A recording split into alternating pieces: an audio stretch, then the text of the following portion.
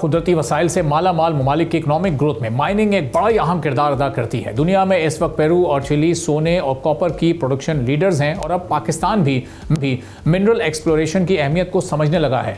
Copper की अगर हम बात करें तो दुनिया भर में कॉपर का 30% फराहम करने वाले मुल्क चिली की आधी एक्सपोर्ट्स में सिर्फ कॉपर की ही एक्सपोर्ट होती है। आलमी मार्केट में दूसरा नंबर पेरू का है, जो कॉपर के साथ साथ गोल्ड का भी एक बड़ा एक्सपोर्टर है।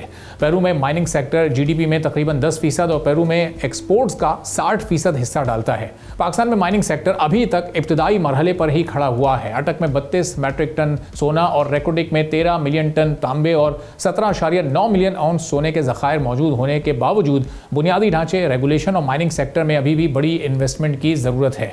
बोट्सवाना का शुमार दुनिया के उन ममालिक में होता है जो हीरो की पैदावार के हवाले से बड़े ममालिक तस्वुर होते हैं और दुनिया में मिलने वाले हीरो में से तकरीबन 20% यहीं से निकलते हैं। जैसे अफ्रीकी मुल्क बोट्सवाना ने हीरो की तलाश के सेक्टर को मिडिल क्लास तक पहुंचा दिया है और मुनाफे को अवामी खिदमत में इस्तेमाल किया जाता है, तो पाकिस्तान को भी ऐसी ही स्ट्रेटजी की ज़रूरत है। इसी तरह तंजानिया को भी देखें, जिसने छोटे पैमाने पर माइनिंग सेक्टर में तरक्की की है। तंजानिया में हुकूमती रिफॉर्म्स ने कीमतों में ट्रांसपेरेंसी और हिफाजती मयारात को बेहतर बनाया और अब तंजानिया में छोटे पैमाने पर की जाने वाली माइनिंग रोजगार फराहम कर रही है। पाकिस्तान इस तजुर्बे से बलूचिस्तान और खैबर पख्तूनख्वा में फ़ायदा उठाते हुए छोटे पैमाने पर माइनिंग को फ़रोग दे सकता है।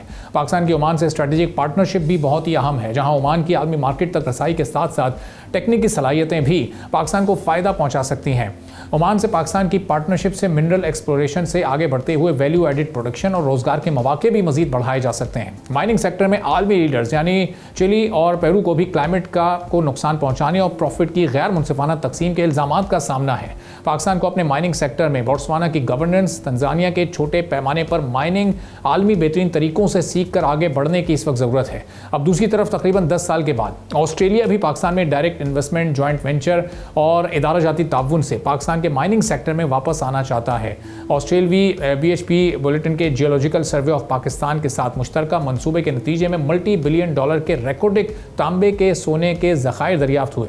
ऑस्ट्रेलवी माइनिंग कंपनीज की जानिब से पाकिस्तान में मिनरल एक्सप्लोरेशन में भरपूर दिलचस्पी जाहिर की जा रही है। ऑस्ट्रेलिया की जानिब से माइनिंग की जदीद टेक्निक्स और सर्विसेज के खुसूसी तरबियती कोर्सेज के लिए ऑस्ट्रेलवी यूनिवर्सिटीज़, कानकुनी फर्म्स और पाकिस्तानी इदारों के दरमियान ताउन की तजवीज़ पेश की गई है। पाकिस्तान की जानिब से भी इस तजवीज़ का खैर मकदम किया गया है। एनर्जी और माइनिंग सेक्टर में मुश्तरका मनसूबों के लिए जल्द ही इस पर अमली तौर पर काम भी हो सकता है। 2000 में ऑस्ट्रेलिया की कंपनी टेथियान कॉरपोरेशन ने रेकोडिक में ज़खायर साबित करने के लिए 75,000 मीटर से ज़ायद ड्रिलिंग करते हुए $30 मिलियन की इन्वेस्टमेंट की थी। अब टेथियान कॉरपोरेशन को दुनिया की 2 बड़ी सोने और तांबे की माइनिंग करने वाली कंपनीज चिली की एंटोफागास्टा और कनाडा की बैरिक गोल्ड कॉरपोरेशन ने $130 मिलियन में खरीद लिया है। 1990 की दरियाफ्त के मुताबिक रेकोडिक में 2 बिलियन तांबे और 20 मिलियन औंस सोने के ज़खायर मौजूद हैं, जिसकी जो मालियत $65 बिलियन से भी ज़ायद बनती है। और अब बैरिक गोल्ड की हालिया फिजिबिलिटी रिपोर्ट में भी ये साबित हो चुका है कि रेकोडिक मनसूबे के पहले 5 साल में सालाना 45 मिलियन टन की पैदावार सामने आएगी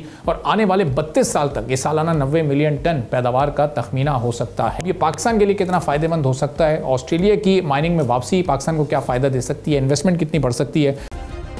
सब्सक्राइब करें और बेल दबाएं ताकि कोई खबर रह न जाए।